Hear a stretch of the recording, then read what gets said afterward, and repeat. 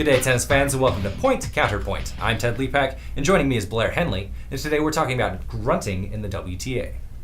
The WTA is rolling out a new plan to get rid of the grunting problem in women's tennis. Though the changes won't affect this generation of players, i.e. Azarenka and Sharapova, the initiative includes development of a decibel-reading handheld device that will be used to make a ruling on unacceptable noise levels.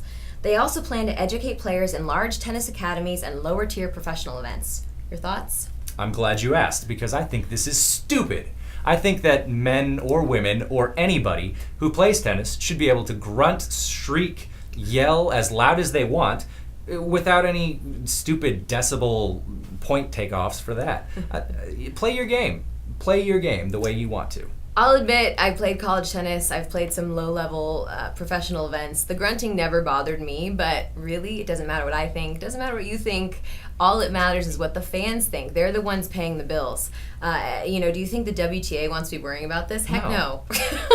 They think it's just as ridiculous, I guarantee you that. But really, they're doing it to appease the fans. I'm sure Stacey Alister, the WTA CEO, is getting tons of hate mail every day until this is fixed. Well, I mean, look, if you're going to start somewhere, I agree with where they're starting, at the junior level. You need to have this decibel thing in place at a young level so that they're not doing it now.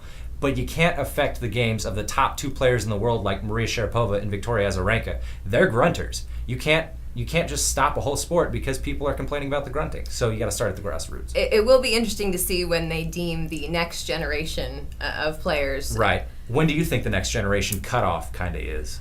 When Serena and Sharapova and Azarenka retire. Okay. I don't see Maria Sharapova or Serena Williams getting a point penalty for grunting anytime soon, with the umpire standing there with their gruntometer. Right. Well, I think that if you're going to do this, you have to be a champion.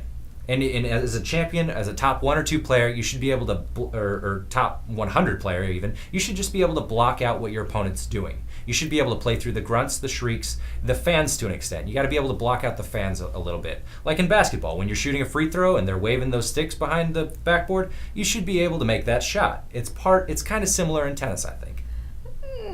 I don't know about that, but I will agree with you that it's the grassroots program that they're starting. That's going to be where the change is implemented. As soon as those 9-year-old junior tennis players start thinking it's not as cool to scream every time they hit the ball, that's when we're going to see change going up through the ranks of professional tennis. Well, I say grunt away.